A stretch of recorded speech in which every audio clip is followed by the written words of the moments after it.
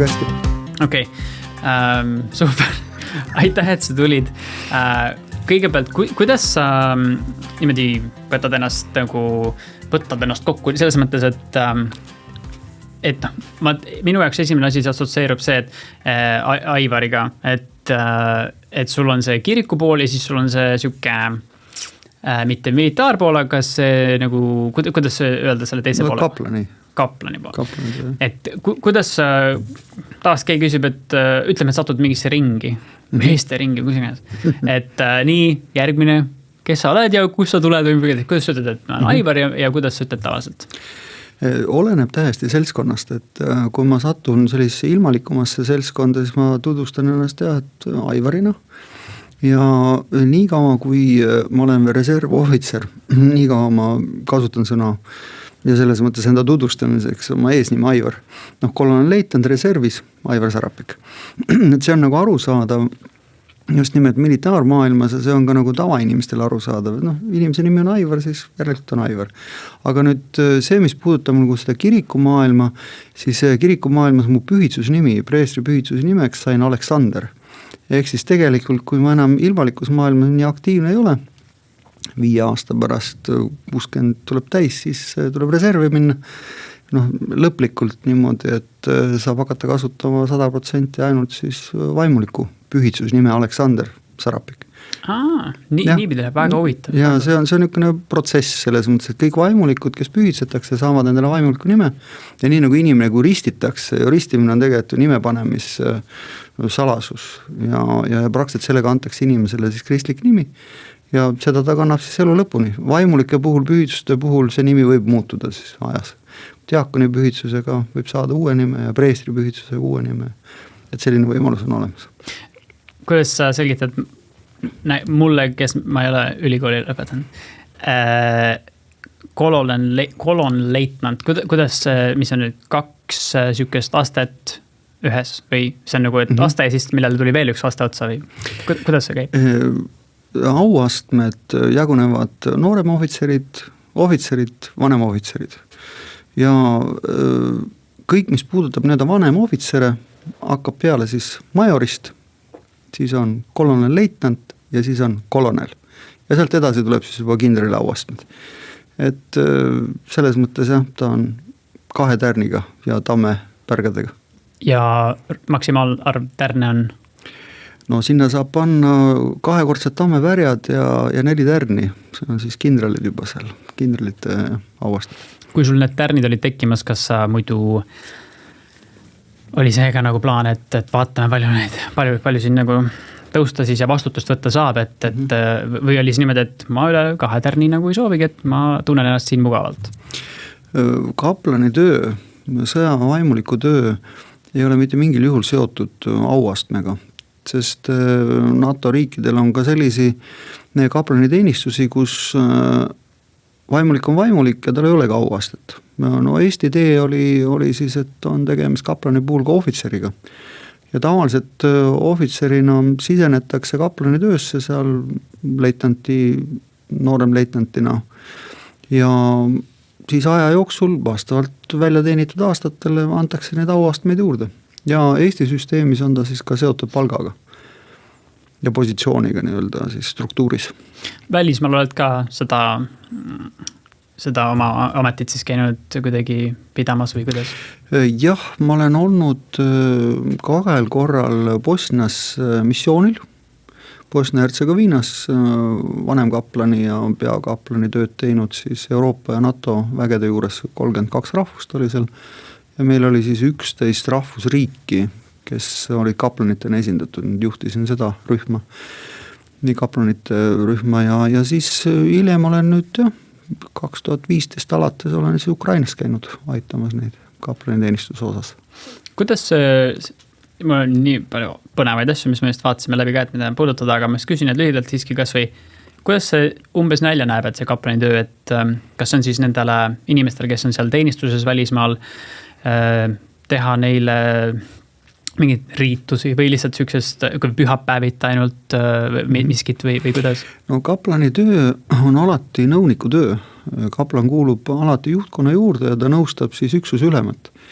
ja just nimelt religioossetes küsimustes, mis puudutab siis teenistusi, erinevaid pühasi, ta on alati eetika koha pealt nõustaja, mis puudutab siis erinevaid ütleme siis probleeme, mis on eetiliselt üksuses üles kerkinud või ütleme siis käsuliinis juhtkonnas teatud teemad või siis moraali küsimused, mis on siis otseselt nagu kaitsetahtega seotud, et see on see nõustamisvaldkond ja seal on palju, seal on nii pühapäevakooli traditsionaalseid selliseid tudustusi erinevatest religioonidest, seal on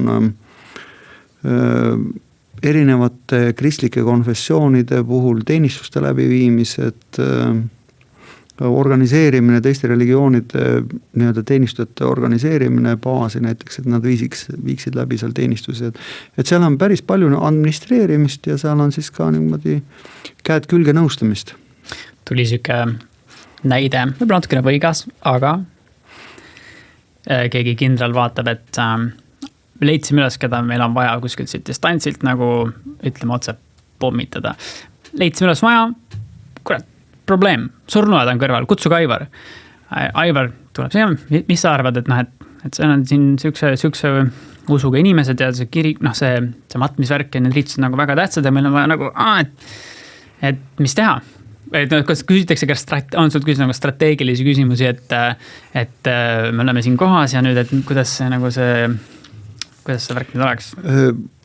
Nagu ma enne mainisin, nõuniku roll ongi olla selliste vestluste juures. Kuidas nüüd, ma tean, et sa oled alati, kui me oleme suhelnud, siis mis ongi kihvt on nagu, et kui aru saada keegi, kelles on laia silmaringiga ja suure kogemuste pagasiga, kuidas, ühesõnaga, sa tõenäoliselt ütled, et mis vastutus, kõik saab tehtud. Ma just mõtlen, et see on tõenäoliselt ju päris, ikkagi võib-olla, kas see on pingeline sööks või kõiki küsib mingi punt inimesi on ümber laua ja siis öeldakse, mis Aivar arvab, et sa pead ikkagi ütlema oma asjas, et muidugi sa oled nagu valmis selleks, sest sul on oma kogemus, aga kas see on ka ikkagi, tunned sa mingit pinget sel hetkel, et sellest sõltub nii palju? No kindlasti on seal omamoodi pinge, see pinge võib-olla ei ole niivõrd ütleme nagu see stresspinge, vaid see on pigem see vastutus, millega kaasneb alati pinge, sest otsuste puhul ja otsustamiste juures, kui olla, siis otsus on vaja ellu viia, keegi hakkab seda ellu viima. Ja kui seal on ikkagi annus, mis on seotud religiooniga ja kui kaplan selle on välja öelnud, selle A, B või C variandideks, ja kui sealt üks valitaks ja seda tehakse just sellepärast, et see B variant sobib, siis nii ongi. Ja see vastutus on siis ju ühisvastutus. Kuigi ülem annab käsu, aga nõu annab ikkagi ja teksti võib-olla kirjutab siis see kaplan. Kas mõni asi on mõnikord kripeldama ka jäänud? Kindlasti jäävad asjad kripeldama ja nendega tuleb elada elu lõpuni. No okei, ma ei küsi mingit näidet selle kohta, aga ühesõnaga jah. No nende asjadega on selles mõttes lihtne, et vaimulikul on pihisaladus ja ohvitseril on lihtsalt riigisaladus, ega nendest asjadest ei räägita. Küsida võib ju kõike, aga kõik oleneb siis, mis see küsimus seal on. So, üks teema, mis ma vaatasin hiljuti vaatas mulle vastu, millest ma varem kuulnud ka ja mõni aasta tagasi tuli sellest samast teemast ka USAs välja hästi hea mängufilm, mis baseerus siis tõsielu ainetel. Teema on siis umbes mingi seksuaalne väärkohtlemine katoliku kirikus, ma saan aru. Mul see väike fakti rida siin on lausa muidugi mingi prantsuse asja kohta konkreetselt, aga kuna ma tšekkisin ennem, et USAs oled sa elanud ka ja õppinud, et siis kuidas ütlesid, et mis su see kokkupuude siukse sarnase teemaga oli Ameerikas? Ma lõpetasin oma magistriõpingud aastal 2000 Bostonis ja sellel ajal just käivitus väga suur, ütleme siis temaatika, mis oli seotud katoliku kirikus vaimulike poolt laste kuritarvitamine. Et et ma tulin ennem sealt ära, aga hiljem jah, ma vaatasin, et pea 10 000 vaimulikku oli sellega üle Ameerika seotud, et need arvud olid ikka kolossaalsed. Et kui on 40 000 vaimulikku, nendest 10 000 on sellega 1/4 vaimulikest, siis ja muidugi ma ei tea nii 100 või nii-öelda ühe inimese täpsusega seda, aga see tuhandetes, et see on ikka Sest et kui ma saatsin selle lingi edasi, mille sisu oli see, et raport, mis just tuli välja, ütleb, et 50-ndatest alates on 10 000 last seksuaalselt väärkoheldud, siis Prantsuse katoliku kirikus on ju. Et kui ma selle lingi saatsin edasi Kadrile, oma elukaaslasele, mina ütlen naisele, aga võib-olla keegi ütleks, aga te pole ju abielus. Ühesõnaga, kui saatsin Kadrile edasi, siis ta oli ka muidugi süke vaatas nagu Jesus Christ, mis jube info see veel on ju. Et tema hakkas nagu mainis sükest asja, et see on tõenäoliselt nagu see teema, et kuna katoliku kirikus on see mis preestrid ei tohi olla abielus ja selibaadid. Jah, on ju. Ja sa sellisel puhul inimene siis niimoodi oma, ma ei tea, sellele, mis on loomulik, läheb vastu. Et muidugi on tulemus süke, et sa hakkad mingid väärastunud asju tegema. Et kuidas sa näed seda, miks see on sedapsi, nagu sa just ütlesid, või siis see fakt, mis ma just ütlesin? Minul on üldse seda väga raske nagu näha, sellepärast, et esiteks seda laadi temaatika, kui sellega otsega kokku ei puutu, ega ju selle peale ei mõtle ju iga päev. Ja selle peale mõtled tõesti sel juhul, kui selline informatsioon tuleb kas läbi meediakanalite nii-öelda kohale ja kui keegi tõesti küsib nagu praegu siin, et ma ei ole selles mõttes nagu juurelnud või sügavuti vaadanud, mis puutub just katoliku kirikut, sest lõpuks ma olen ortodoksi kiriku vaimulik, abielus vaimulik, et seda laadi temaatika meie kirikut nii otseselt ei puuduta. Või nagu üldse ei puuduta, ma ei tea, et Eestis meil oleks sellisi juhtumeid ortodoksi kirikus olnud. Kas katoliku kirikus on? Jään vastuse võlgu, sellepärast, et avalikus ette see ei ole jõudnud, siis ei saa ju kedagi süüdistada või öelda, et nendel on.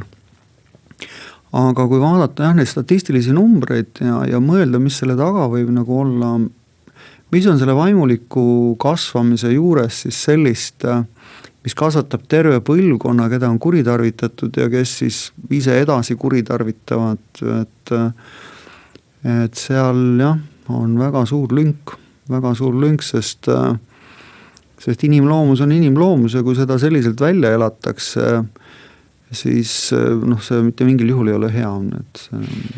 Aga hinnangu andmiseks peaks olema, piltlikult öeldes, hinnangud katoliku kirikus annavad ikkagi ka piiskopide, eks, et nemad peavad langetama selle otsuse, eks, mis nende vaimulikega teha ja kuidas käituda ja et selles mõttes jah, see on hästi delikaatne, sest siin peaks nagu igat juhtumit vaatama eraldi, nii vaimuliku puhul kui ka selle nii-öelda lapse puhul, kes on sellise vägivalla ohvriks nii-öelda langenud. Et need on pikad protsessid, need on hästi pikad protsessid, sest seal nii-öelda terveneda, seal ikkagi tuleks vaadata kogu süsteem nagu tervikuna üle, et selline võimalus on üldse olemas. Mul lihtsalt näis, et see võib vabalt olla sedapsi, et see ei ole mingi probleemi lahendus, ma ütlen, et mulle näib, et see tõenäoliselt peaks paika, kui öelda, et see 10 000 last number alates 50-ndatest, mis puudutab Prantsusmaad, kui oleks tehtud kaasaegsamaks või lihtsalt loobutud sellest, et solibaat peab olema, siis ma julgeks arvata, et see number ei oleks nii suur kui 10 000, et minu meelest. Ei, ma julgustan jah, mõtlema selles suunas. Ma räägin siia vahele loo avalikult. Ma räägin, ma ei tea, väikses seltskonnas rääkinud seda, oma naisel rääkinud seda, ta oli esimene, kes sellest kuulis.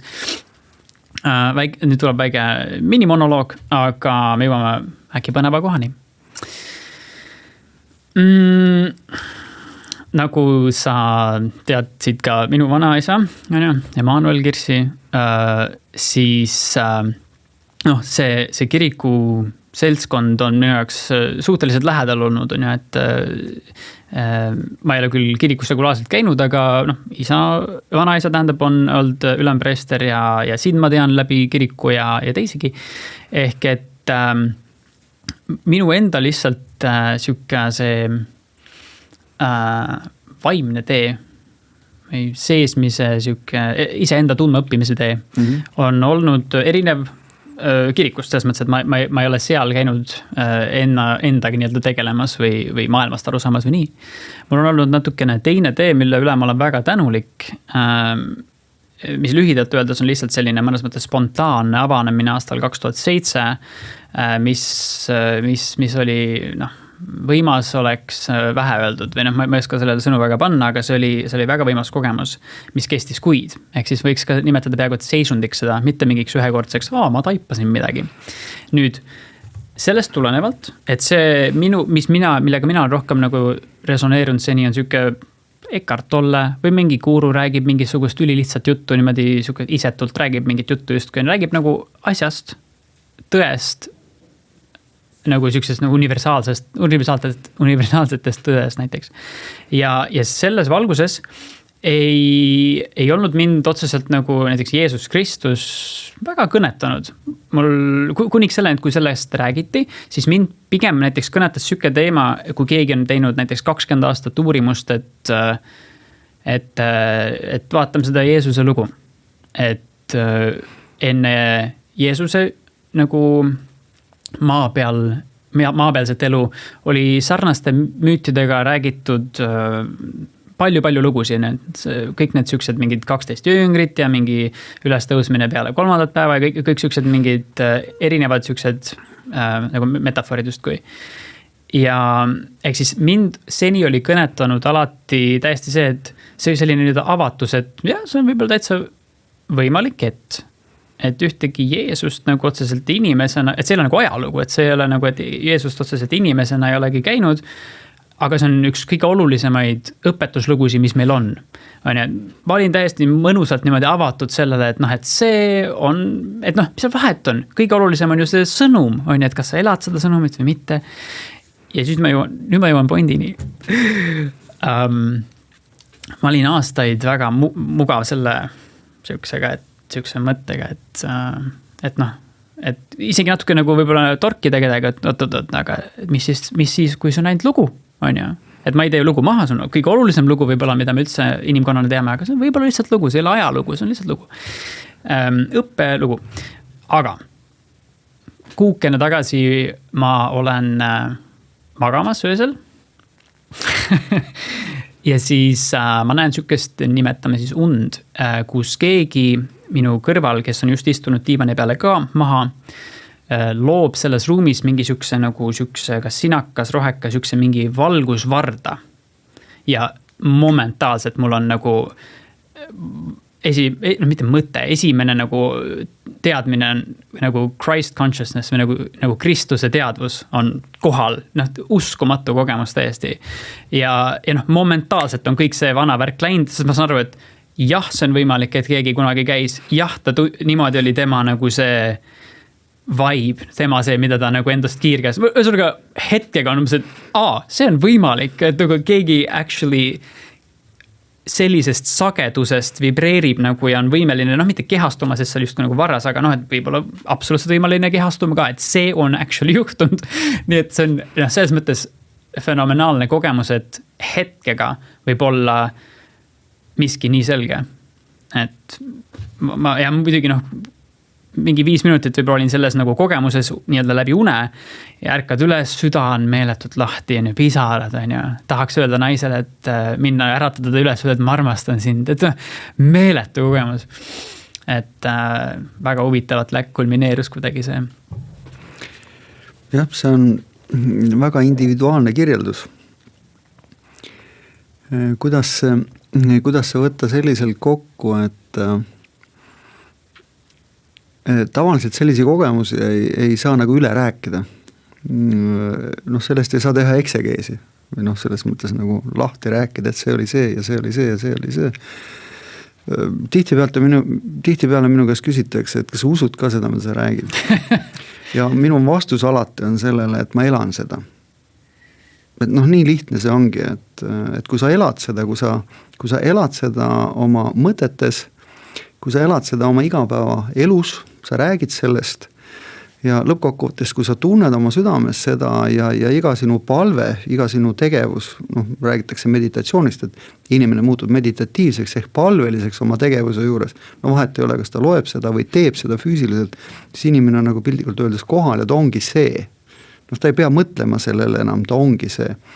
Ja Vana Testamentis on väga ilusti öeldud, et noh, küsitakse Jumala käest, mis ta nimi on.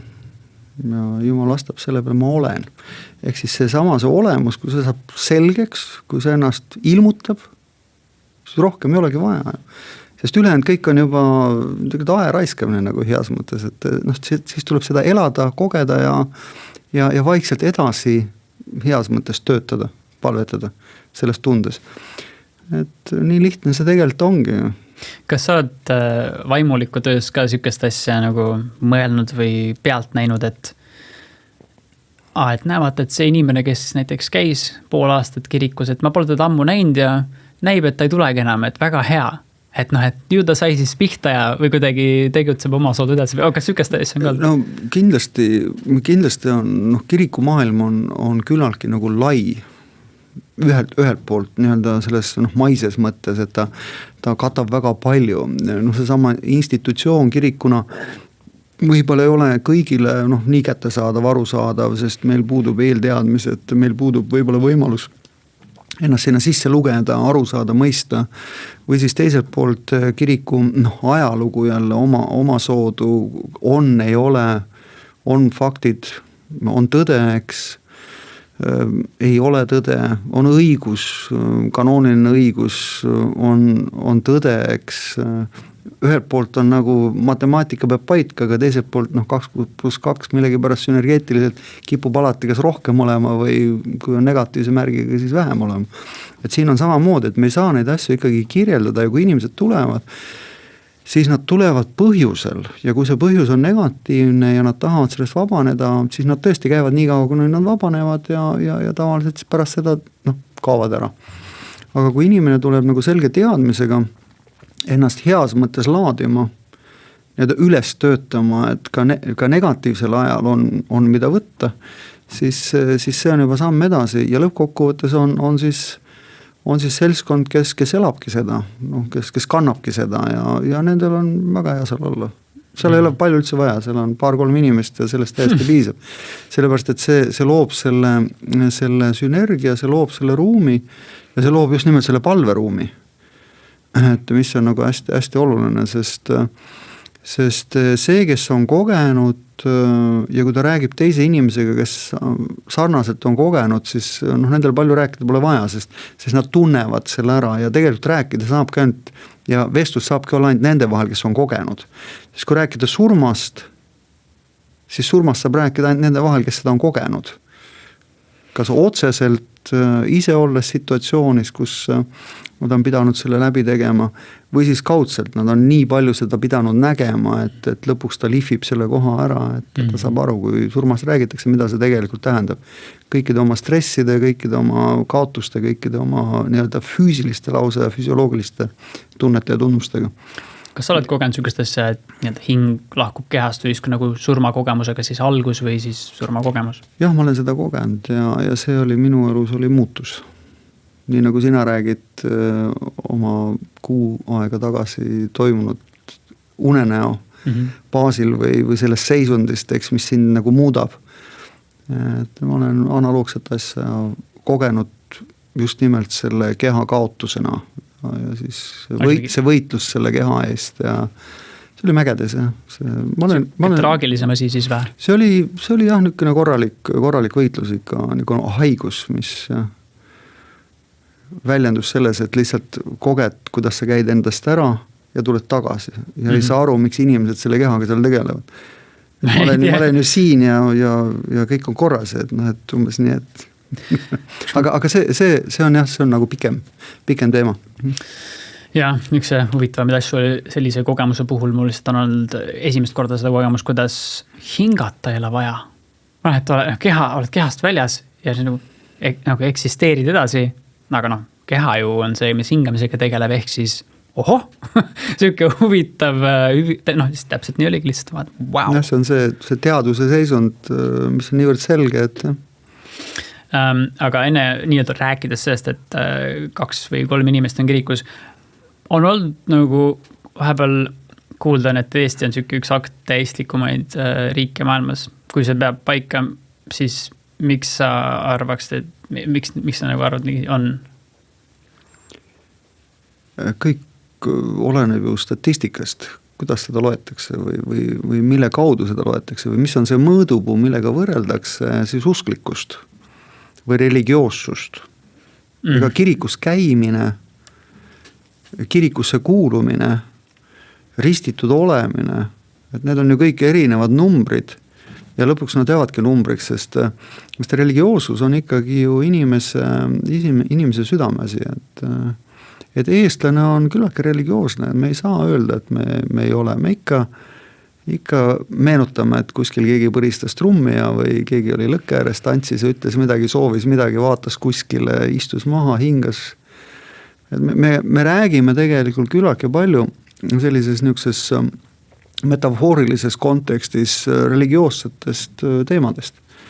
Kuigi tal ei saa panna silti kristlus või budism või šamanism või mõeldaksegi ja ma olen seni nagu aru saanud, et selle all mõeldakse seda, et eestlane üldiselt ei käi väga kirikus. Jah, see vastab tõele. Eestis on statistiliselt 33% rahvast öelnud, et nad on kirikusse kuuluvad. Ja sellest veel omakorda pool võib-olla on siis seda rahvast 16%, kes ütleb, nad käivad kirikus korra aastas. Jõulud, ülestõusmispühad. Ja siis sellest veel omakorda on siis mingi protsent, mis siis pühapäeviti võtab aja ja tähistab seda kas siis üksinda või väiksemas pereringis või siis oma selles kommuunis või siis koguduses. Ja lõpuks Eestis on ka paar kloostrit, kus seda tehakse 24/7. Ehk siis, kus palveelu ongi nagu töö. Ehk siis need palveteenistused ongi selle päeva 8 tundi osa ja ülejäänud osa on siis füüsiline töö, et seda palvetööd saaks teha ja siis on puhkeaeg. Kuidas nii põnevaid teemasid tegelikult, ma proovin jõuda nende asjadega, mis mul siin mõnes kirjas on, aga praegu tuleb lambist pähe. On olnud sükest asja ka, et räägitud, et kuulete nagu mingi impordite neid mingisuguseid erinevaid kultuuriruume või nagu religioosseid traditsioone oma riikidesse ja nii edasi, et sarjast, et isegi, et jooga on järsku LA-s ja mingisugune näiteks budismi värk on Eestis või mingi sükest värki, et ma ühelt poolt saan nagu natukene aru, näiteks minu kogemus on seal sükse meetoodiga nagu Vipassana, mis on siis üks sükke dude oli 2500 aastat tagasi nagu Siddhartha Gautama, enamus maailm teab teda The Buddha nimel, ma meelega räägin alati niimoodi, et ta on lihtsalt üks mees, ta väga chill kindlasti oli ja tema praktika, tema tehnika oli siis see Vipassana, mida saab 10 päeva jooksul, üldiselt 10 päeva on ka vähem ja rohkem teha läbi ja see on 13 päeva, kui sa teed tublisti kaasa, 13 tundi päevas meditatsiooni ja see on meeletult super tulemusega. 5. päev käid juba oma metsatukas jalutuses niimoodi, et nagu kõik on 4D. See on rets, mis seal toimub. See on ikka nagu korralik, mõistuse lärm võetakse ikka korralikult sealt ette. Aga, Indiast ja tegelikult ka Myanmari territooriumilt pärit värk, või tähendab, ta oli Myanmaris vahepeal peidus see praktika, kui Indias oli mingi kammaja. Aga ühesõnaga India sugemed on ju toimuvad näiteks, üle maailma toimuvad Vipassana tsentrid. Mina olen käinud Rootsis, kogen, see toimib, ma julgen seda soovitada, sest et sa ei võta seal midagi sisse, ühtegi ainet ega midagi, sa annad kõik ära. Sa oled täiesti contenti vaba, kõik telefonid, raamatud, kõik antakse ära, tegeleda oma praktikaga. Minu jaoks on toiminud, aga samas on see ikkagi siuke asi, mis on kuskilt tulnud ja niimoodi, et kuidas sulle siuke asi tundub, et et mingisugust India mingeid religioosseid asju praktiseeritakse nüüd siin ja see rändab üle maailma niimoodi kõik? Omal ajal tegelesin päris aktiivselt idamaiste võitluskunstidega 80–83 ja päris head tulemused. 2 aastat Eesti juunioride meister ja valmistusin lausa liidu meistrivõistlusteks ja kusjuures ühes episoodis ma mäletan väga selgelt, kuidas ma juurdlesin selle üle, mõtisklesin selle üle, et idatraditsioon Eesti kontekstis ja ma jõudsin tegelikult sellise tulemuseni, et Eestis banaanid sa pead ehitama kõigepealt kasvuhooneks, siis sa pead selle panema sinna kasvama, siis pead hoolitsema tema eest ja siis sa saad need banaanid ja sa ei pruugi saada seda banaani, eks. Sa ei saagi seda banaani. Ühesõnaga see energia, mis on vaja kulutada ühe väljaspoolt sisse toodud traditsiooni jaoks, on päris kolossaalne. Eestimaal kasvavad õunapuud ja Eestimaal kasvavad mustsõstra põõsad ja meil ei ole viinamarja, eks meil on mustsõster, meil on punane sõster, valge sõster. Et kui me jõuame tagasi oma nagu selle struktuuri juurde, kes me oleme, mis me oleme ja mis meie traditsioonis on olnud nagu mitte ainult omaks võetud, vaid mis on tõesti meie traditsiooni üleval hoidnud ja toitnud, siis üks moment igaüks meist peab tegema heas mõttes selle otsuse ja selle valiku. Mis on siis minu traditsioon, kes ma elan siin sellel maatükil, hingan seda õhku, joon seda vett, sest me ei saa veekogust kaugemale, see vesi on see, vanasti inimesed liikusid võib-olla 5 kilomeetrit üldse kogu oma eluaja jooksul ja nad jõidki sellest ühest kaevust ja kogu nende vesi, see pea 80%, millest need koosnevad, tuli sealt. Nii nagu kõrbes üks kaev, eks, ja kogu kogukond oligi selle ühe kaevuga seotud, sest kaev ja vesi oli väga oluline. Et seda mõtet saab üle kanda ühest tsivilisatsiooni nurgast teise ja ühest traditsioonist teise, aga midagi pole teha. Eesti laiuskraad on Eesti laiuskraad ja me peame siin hakkama saama. Win-off tehnikaga või mitte, aga külmaga tuleb hakkama saada, eks. Hingata tuleb, vett tuleb tarbida ja stressidega tuleb tegeleda. Et see otsus sünnib tegelikult meis enestes ja kui meilt võetakse ära liikumisvõimalus, ehk siis kui me ise võtame endalt ära liikumisvõimalus, see on energiakulu, siis tegelikult koha peal olles see tõde, mis hakkab ennast ise rääkima, võib olla väga lihtne. Ja tavaliselt ongi väga lihtne, sest nii on. Wim Hof. See lihtsalt ma tõin ühe näite, mis on praegu hästi populaarne ja raamat müüb hästi. Ja aga see on hea näide vist ka, sest see on täpselt selline, kus see tüüp ise pärit on? Kus see on Hollandi või? Okay. Ma isegi tegin mingisugust praktikat niimoodi pigem ühekordselt läbi, sest et olin just kas eelmisel kuul või siis üksel sündmusel, kus sai siis ka minna külma vette ja õnneks järgnes sellele ka sauna, aga ühesõnaga seal siis tehti neid praktikaid veidi ette, räägiti, ma ei tea, paar tundi kõigest, et siis kui sa oled actually minemas sinna jääauku, siis tee seda ja seda, et see on hästi tähtis, tee nii pikalt seda. Ja oli positiivne kogemus, ilmselgelt külm kogemus, mis pole minu lemmikteema, sellepärast ma olin ka osaliselt seal, et kui ei ole nagu suhteliselt vastukarva, näiteks on külm, siis mine ja tee sellega tutvust on ja kas see Wim Hof ongi otseselt seotud siis nagu seotud külmaga ja nende tehnikatega või lihtsalt hingamistehnikatega? Et sa võid seda nagu veeauku mitte omada? No nii palju, kui ma seda olen praegu kõrvalt vaadanud, natukene tudeerinud ka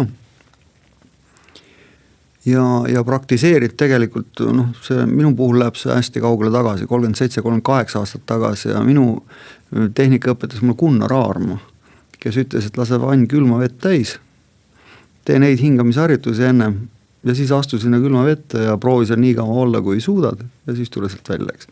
On need sarnased Wim Hofile? Need küllaltki sarnased, väga huvitav, aga küllaltki sarnased, sellepärast, et looduses ellu jäämine on ju tegelikult see küsimus. Kuidas ma looduses ja selles külmas looduses nii-öelda ellu jään, see on üks asi.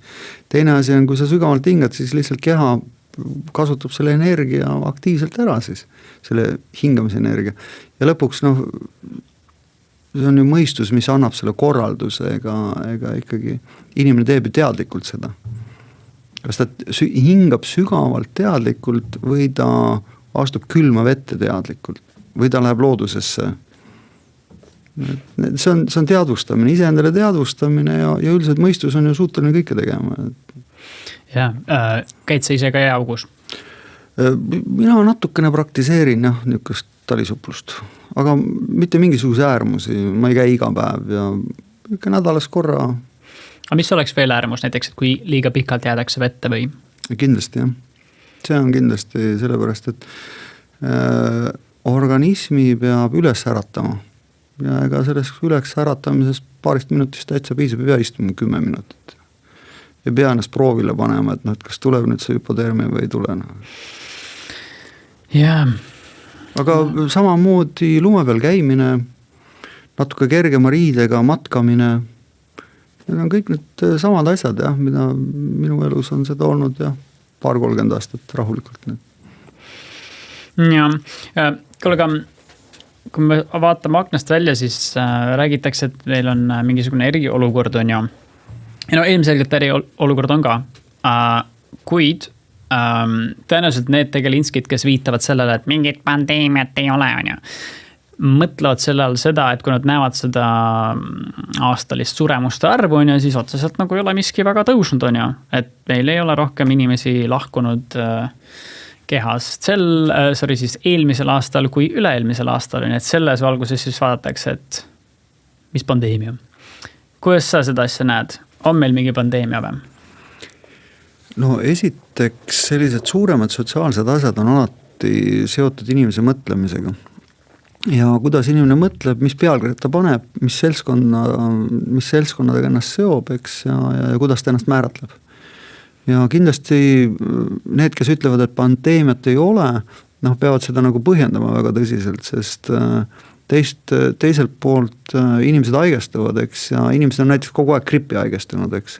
Aga nüüd sellele gripile on lisandunud SARS tüvi, ta on teist laadi, tal on teine nimi, aga gripihaigust on nagu me ei kuule, et palju gripi oleks, sest inimesed pesevad käsi ja ei suhtle ja gripp ei levi nii-öelda, aga vaat see COVID-i tüvi, SARS-i oma, see levib, eks.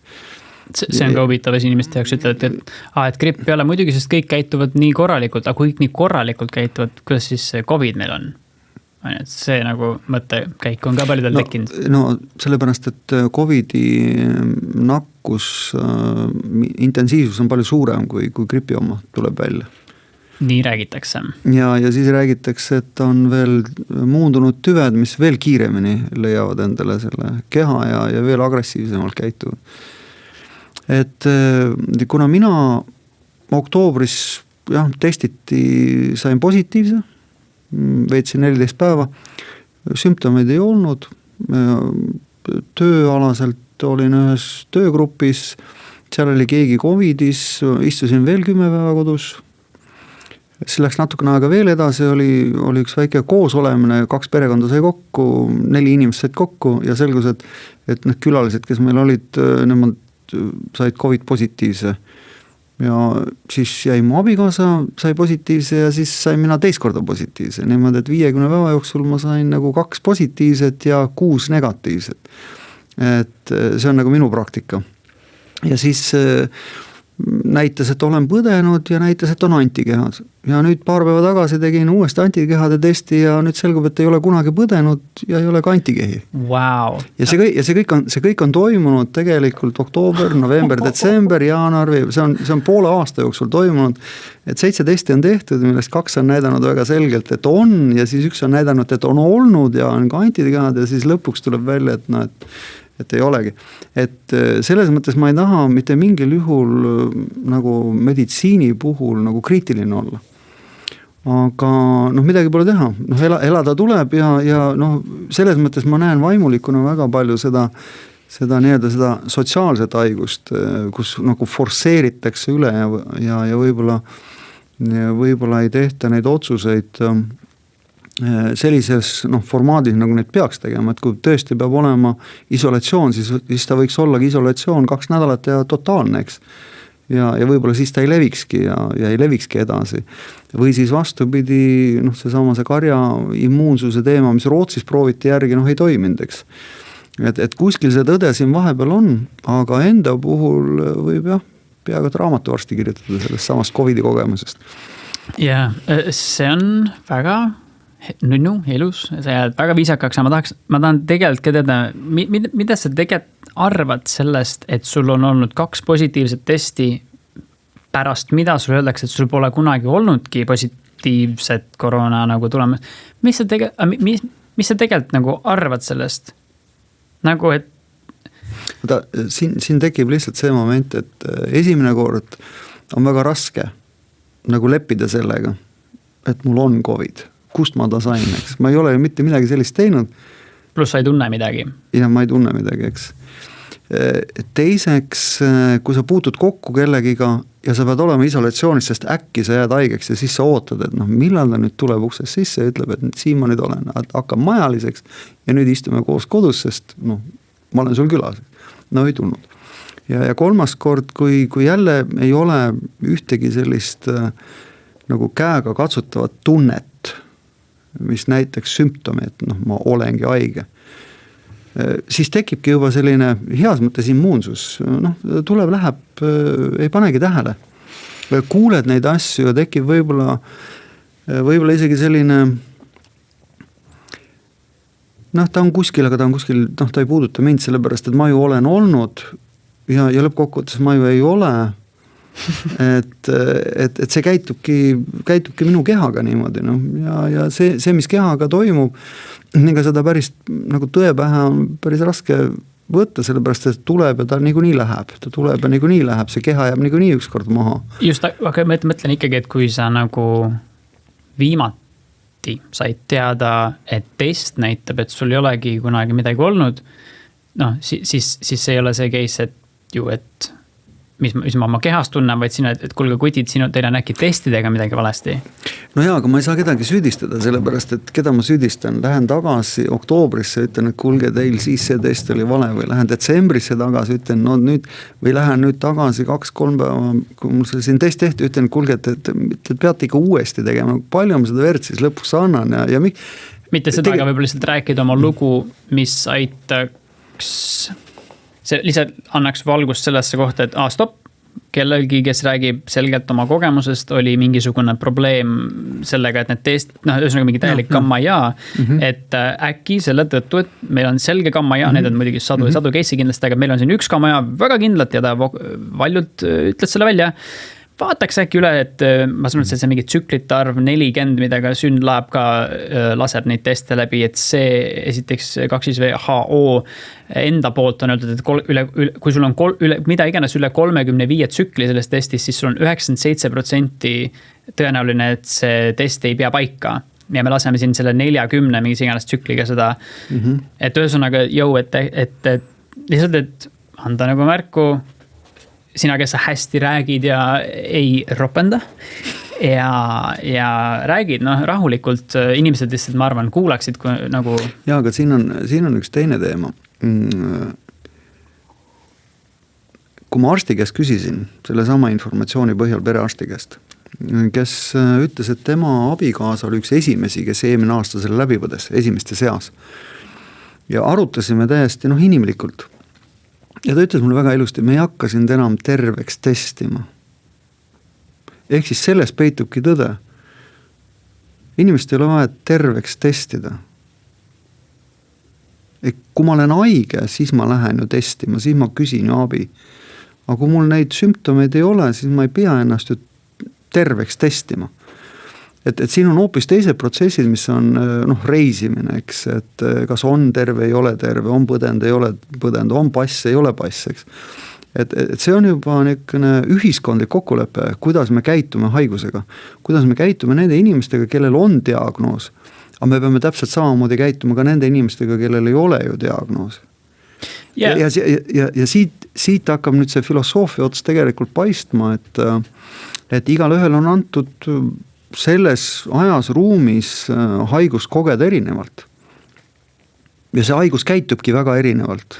Ma olen näinud inimesi, kes on väga tõsiselt selle läbi põdenud ja eluga välja tulnud. Ma olen näinud, kes seda on kergemalt läbi põdenud ja enda peal pole sümptomine, pole . Aga test näitab. Järelikult on piirangud. Ja lõpuks ütleb, et sa ei ole kord. Ja täpselt selle kehaga ongi niimoodi, et ta on väga äärmuslik. Ta ühel päeval näitab sulle ühte medali poolt, teisel päeval näitab selle sama medali teist poolt. Okei, nii et ühesõnaga, kas ma õigesti aru, et su point on see, et sa olid ühel või kahel korral positiivse testiga, sel hetkel ei olnud väär. See oligi positiivne. Lihtsalt viimati näitas... Ma kaldun arvama, et sellel hetkel ta võis mul imaskestas olla ja kui nad sealt seda võtsid, siis nii ta näitas. Ja kui verest andsin proovi, siis veri näitas, et ei ole. Okei, sest et vaata, kuhu see nagu taandub, on see, millel... nüüd võiks juba öelda, et vaikselt nagu massidel on hakanud siiber saama, on see, et nagu justkui, et nagu õhutatakse kuidagi nagu hirmu, on ju, et meil on numbrid nii suured. Ehk et kui kas või täna vaatas netis vastu, et 420 koroona positiivset testiti viimase ööpäevaga, siis see number ilmselgelt ei oleks nii suur, ehk siis ei saaks nii palju sükest hirmu õhata, kui selgub, et need testid on niimoodi, et see test, võib-olla, et sa ei ole ainuke, keda testiti nagu hiljem ja selgus, et tal polegi kunagi olnud midagi tõenäoliselt. Et ühesõnaga, mida aeg edasi, seda rohkem suuremal hulgal inimestel on päris suured kahtlused just testis endas. Mulle vähemalt näinud nii. Ja, aga testima võiksid ikkagi ja peaksid ikkagi kõik need minema, kes tunnevad ennast haigena. Ma olen arsti juurde siis, kui mul on arsti abi vaja. Ma ei hakka oma hambaid peegli ees ju ise ravima. Ikka kui valutab, siis lähen ikka arsti juurde, eks. Et siin on samamoodi, et see usalduse küsimus ja arste tuleb ju usaldada. Saab ju usaldada. Sest nendel on see eelteadmine olemas ja eks siis vastavalt sellele ka käitutakse ja kui see praegune tüvi, mis siin ringi jalutab SARS-i näol,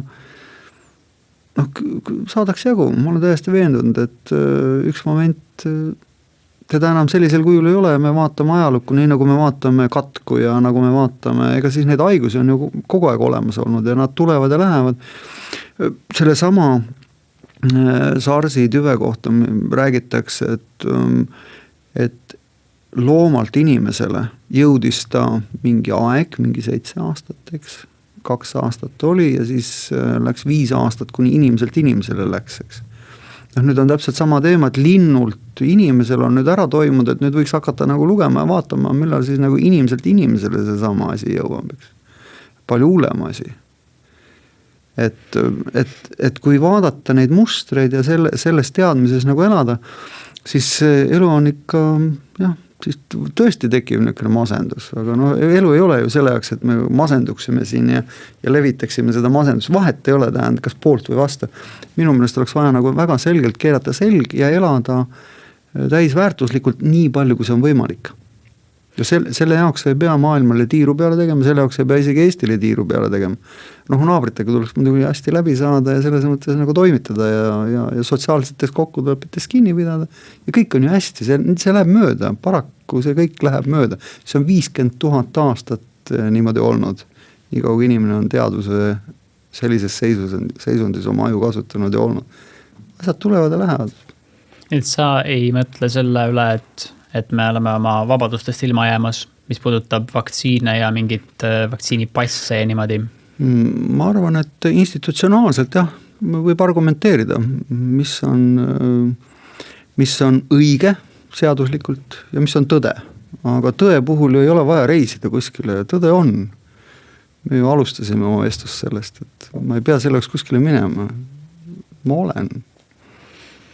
Aga niimoodi praktilise nurga pealt, et näiteks kui ütleme, et sul on vaja reisida sel aastal mingisse välisriiki ja okei, su viimane test oli niimoodi, et tere, et teil pole kunagi midagi oldki.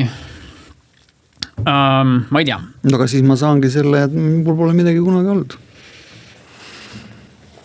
Ja aga sa pead ühe korra meile minema nina surkima, et oleks värske informatsioon vahetult enne, et ühesõnaga äkki... Eks ma siis teen seda, noh. Ma selles mõttes ma ei vaeva ennast selles väärtuste ruumis, ma tõesti ei vaeva ennast. Aga vaktsiin? Kui ma pean tegema, siis ma teen. Ma kindlasti pooldan vaktsiini tegemist just nimelt sellest aspektist, et see on austus teiste vastu. See on kindlasti austus teiste vastu. Et mul on tehtud, nemad on väga rahul, et näed ka tehtud vende või enda kõrval istuda. Kõrvaltoimetest ei muretu? No pole olnud ja noh, kui mul on olnud ja siis ei ole olnud ja kui ma nüüd selle vaktsiini teen, noh, mis seal ikka juhtud saab, midagi erilist ei saa juhtuda. Me ei tea jah, mingi tüüdi siin uuritakse 31-aastast, kes andis otsad. Ja eile oli uudis ja missugune hirm õhus. Jah, aga noh. Aga 80 000, üle 120 000 vist on tänane seis, on see, mis on praegu vaktsiini välja antud. Eestis? Jah. Millest 80 000 on siis olnud see esmakordsete arv ja siis et see on päris palju ja kui selle peale kui palju gripivaktsiini on tehtud ja kui palju inimesed on selle pärast pidanud elu jätma, me ei tea neid statistikaid ju tegelikult. No jah, nii huvitav oli, et kuulata kiljuti, see võis jälle eile, kui vanaema oli üks esimese, kellele pakuti vaktsiinist, et tal on vanust natukene ka. Ja ta ei olnud nõus ja nii huvitav oli, ma küsin, miks? Ei no, ma lihtsalt ei tahtnud. Ma saan aru, et ei tahtnud, aga miks ei tahtnud? No, ja siis selgus vist, et oli ise ei olnud ka väga mõelnud, miks ta ei taha, aga vist ikkagi oli see, et ma arvan, et inimesed on massides aru saanud, et natuke kiiresti tekkis see vaktsiin. Et kui on nii palju juttu sellest, et see, et kui palju aega tavaliselt võtab vaktsiini väljatöötamine ja nüüd, kuidas pandi turbopuust, siis see ei tekita usaldusväärsust ja sa võid olla 85 ja sa vaatad ikka, et kuule, ma ei ole päris kindel selles. No, eks ta on midagi analoogset nagu 60-ndatel oli poliitiline tahe, oli vajadus ja vaata kui ruttu jõuti kuuni, eks. Noh, nüüd on poliitiline tahe, vajadus ja vaata kui ruttu nad jõuavad Marsini. Me näeme seda. Et siin on samamoodi, et tuli haigus, oli tellimus, vaja ravida, ressursid pandi kokku üle maailma ja tehti ära. Ja igaüks veel omas nurgas tegi veel oma asja. Küsimus oli mitte selles, et tehti üks ja kõigile. Aga infot jagati ja keegi sai ikka veel sellest supist nagu selle parima tükki veel. Kas sul tundub ka nende piirangute edasi-tagasi nihutamisega Eestis, et kulge kutid, või noh, päris palju naisi seal ka tuumikus kulge tegelased, et teeks siis juba konkreetse sükse lockdowni, et paneme nagu kuuks või noh, et paneme kõik kinni. Ma arvan, see sõnumi selgus oleks nagu väga hea ja käitumisselgus oleks väga hea. Sest praegu on võimalik ikkagi nagu, et no ei ole, no nagu minu puhul, eks. Oli, ei olnud. Aga noh, oled kodus, tead, et ei ole, noh. Sest jah, noh, ma samamoodi käin, vahepeal saavad graafikud selgeks, teeme individuaaltunde, teeme 3 nädalat, siis ei tee, siis on mingisugused uued, siis keegi tuleb midagi vastu, et okei, sa saad nendel aegadel teha personaalselt mulle. Teistel restorani businessitel võib-olla need peale kella 6 ei saa. Ühesõnaga mingi edasi-tagasi käib see nagu, et lihtsalt inimestel on mõnest nimele siiver kuidagi sellest juba. Eks ta jah, see sotsiaalne valu läbi on ammu ületatud. Ja siis, no see on aga ka sellega tuleb elada ju. Ja ka sellega tuleb toime tulla. Vaimulikuna ma näen seda päris palju ja inimesed aina rohkem ja rohkem küsivad tegelikult neid küsimusi. Ja kui sa aitad inimesel selle asja nagu tema enda jaoks ikkagi selgeks mõelda, siis on hästi. Ja üks asi kindlasti, mida see eelmine aasta ka oma uudsusega on teinud massidele, on see, et inimesed hakanud ennast küsimusi küsima, jälgima rohkem mängu, rohkem viima kurssi ennast. Ja ka enda suhtes ollakse palju kriitilisemad. Et kui ikka nagu palavik tuleb juba nagu see näit ja see, et ikkagi pöördutakse juba koharsti poole ja oodata ära, eks. Ja kui palju on Eestis nüüd järsku, noh, siin tuli jutuks see talisuplemine ja iseendaga tegelemine, eks.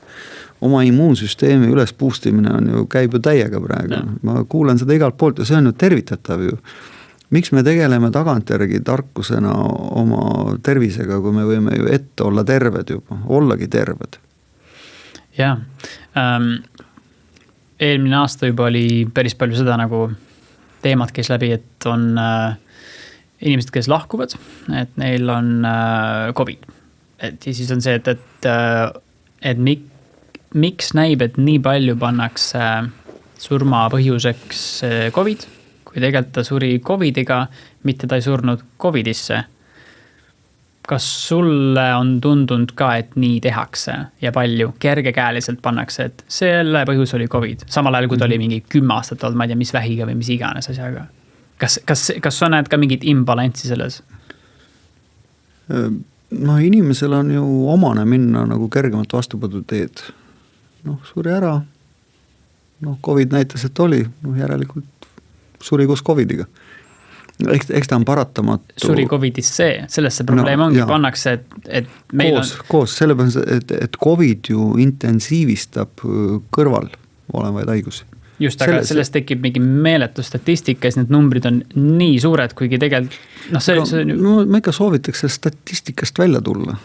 Statistika on alati mingisuguste mõõtude vahel olev reaalsus. Selle baasil tehakse ju otsuseid, mis kas panevad riike lukku, lubavad reisida, hakatakse mingid vaktsiinipasse välja mõtlema, mingid meeletu taust käib. Õnneks me ei ole Vabariigi Valitsus, kes peab istuma 8 tundi ja siis jälle 8 tundi ja kuulame ära kõik ja siis langetame otsuseid. Õnneks me ei pea seda tegema. Et meie otsuses siin oleneb see, kuidas meie tunneme, kuidas mina tunnen ja ma ei lase ennast selles mõttes nagu häirida, millega valitsus tegeleb või millegi kas või mu hea sõber seal samas teadusnõukogus tegeleb või see on tema töö, see on tema vastutusala, tema pakub selle informatsiooni välja. Otsustaja on see, kes peab selle raskuse välja kandma. Aga ta peab nõunikke kuulma, kui ta nõunikke ei kuule, siis on kehvasti jah, et ma ei ole ei nõuniku rollis ega ka otsustaja rollis, et millegi pärast ma ei tahaks nagu sinna üldse minna, et las need nõunikud teevad oma head tööd ja las need otsustajad teevad veel paremad otsused. Ma ei vaevaks, mul on piisavalt palju endaga tööd. ma saan su sellest nagu attituudist aru jah, et see on ju miks kas üle mõelda, miks muretseda asjade üle, mis pole nagu enda kontrolli või otsustuskohalda anyway on ja kui ei ole võib-olla ka siukseid ma ei tea, eksklusiivsed nõudmised, et ma tahangi iga aasta Aasias puhkama, et ei ole nii palju mingeid uskumatuid põnevaid asju välja mõeldud, siis saabki nagu adapteerida oma elu päris nagu mugavalt. Ja täiesti, küsimus oli isegi mitte mugavuses, küsimus on tegelikult nagu ratsionaalsuses, et ja selles emotsioonis, mida inimene ju ikkagi otsib, kas selle reisimise käigus või need uued teadmised või mille järgi ta siis nii-öelda ennast sirutab. Ja seda sama elu saab elada nüüd ja praegu siin. Selle jaoks ei pea väga kaugele minema. Kõik religioossed praktikad räägivad sellest ja kõik ütlevad, et kõik hakkabki ju vaikusest, et ma ei pea seda vaikust minema kuulama kilomeetri kaugusele, ma võin seda siin ja nüüd ja praegu seda vaikust kuulata iseendas.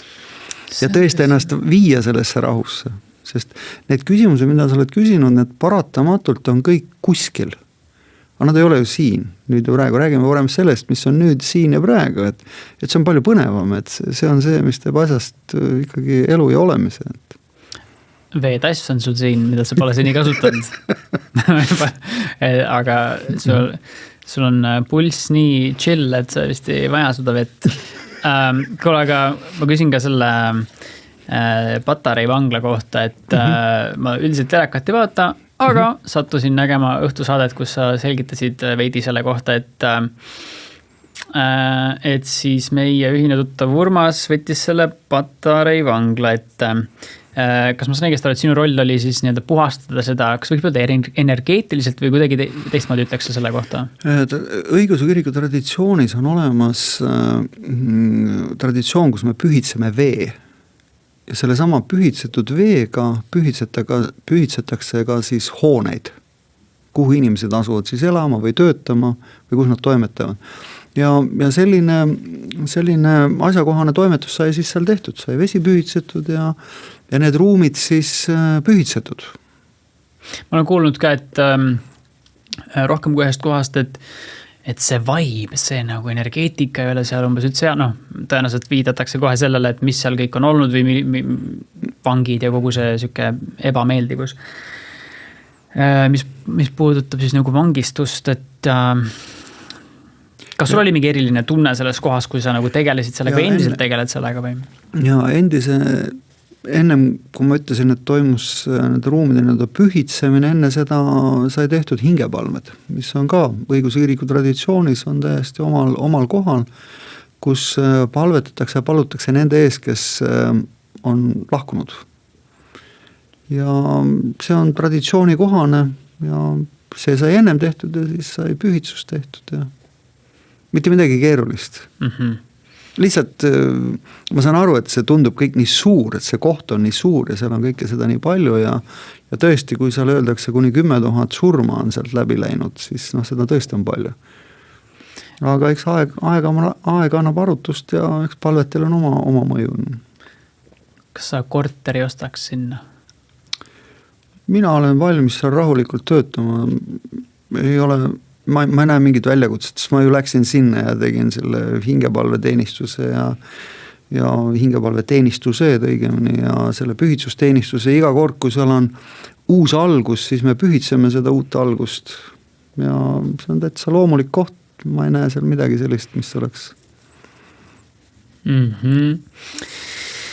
No hästi, ma küsin lihtsalt lõpetuseks sükest huvitavat asja ka, midagi ei ole teha, me ei saa jääda siia hetkesse, me peame rändama natukene planeedilt kaugemale. Täna isegi ka tegelikult läks juba 12 tunni vältel 2 raketti käisid üleval ja nii mõni osa tuli alla tagasi maa peale ka. Ehk siis Musk saadab oma satelliiti üles, sest nad üritavad teha, see osaliselt on vist juba üleval, aga selle aasta vältel saada veel kiirust juurde kõvasti siis põhimõtteliselt ülemaailmsele internetile ehk et kui sa oled kuskil kõrbes või kuskil kalju otsas, siis sa teed läpaka lahti ja siis sul on wifi põhimõtteliselt, ma saan aru, mõni aeg tagasi veel kõlas utoopiliselt, aga ma küsin põhimõtteliselt siis nagu sinu vaatenurka mingitest kiirgustest vist, see neutraalses mõttes kiirgustest, esiteks kõik kiirgab miskit on ju, aga kui proovitakse teha siis nagu satelliitidega sükest ülemaailmset levijala, et kuidas see sükest asja, see saab olema meie igapäeva reaalsus, me tõenäoliselt ei kasuta mingid ruuteritki varsti nii edasi, et kõik on nii ulme.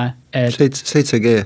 Võib-olla 7G on ju, et mis sa arvad sellest? On see niimoodi, et kord äkki nagu see, mis iganes G sealt alla tuleb, et äkki nagu ei peaks mul siin satelliit käima kodukohalt pealt üle niimoodi, või sa võtad seda jälle niimoodi, et mis ma ikka teha saan? Et on paratamatu, et mis siis juhtub?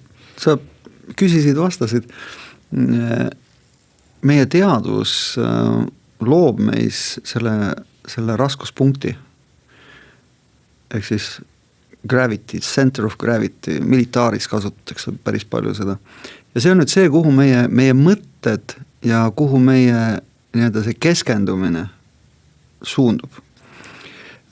Maa peal raskusjõud, oleme vastu maad, tunneme ennast, ei saa hüppada, eks, 2 meetrit, kõvasti pead trenni teema, 2.15, eks hüppata.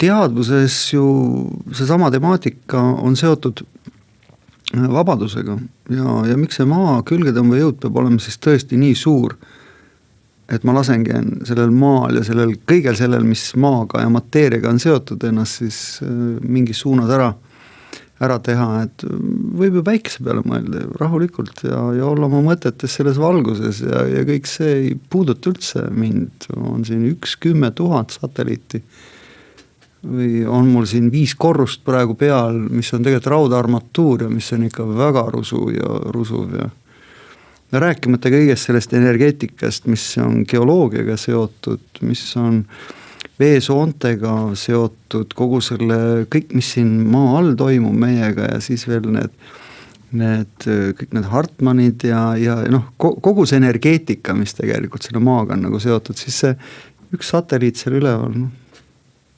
no aga küsimus on minu häälestuses, küsimus on selles, kuidas ma häälestun, millele ma häälestun ja kus on see center of gravity või kuhu ma ennast tegelikult sisemiselt asetan. Ja midagi, keha on antud mulle mingiks ajaks, see oleneb ju minust, mida sa selle kehaga teen, eks.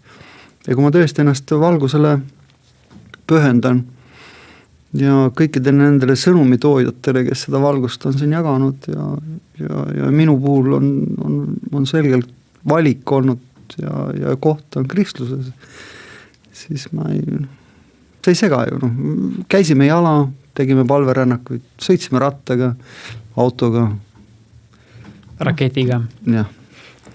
Kas satelliidi peale. Sind ei paelu inimkonna Marsile minek? Inimene võiks enda juurde jõuda, eks ta siis jõuab ka Marsile, et kui sellega kaasneb enda juurde jõudmine, siis ma olen väga rahul. ja, eks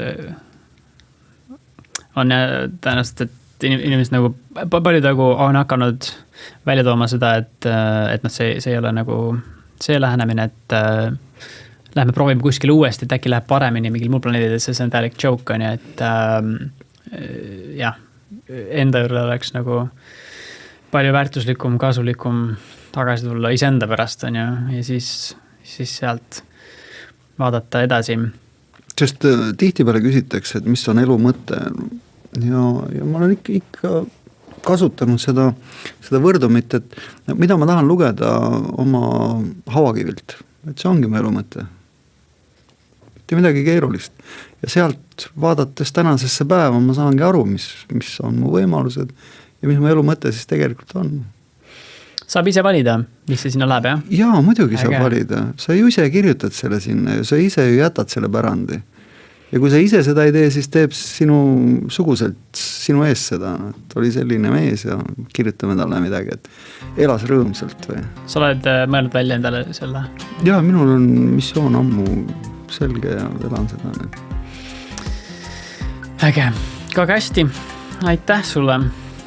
Võta jaks. Nii et ma sain taas palju kihvtimalt nagu targemaks. Ma mõnes mõttes siis alustan sükest teist hooaega praegu, et eelmise aastaga siis mõned episoodid selja taga ja see aasta siis uue sükse hingamisega. Nii et aitäh sulle, aitäh kõigile, kes kuulasid ja vaatasid ja järgmise korrani.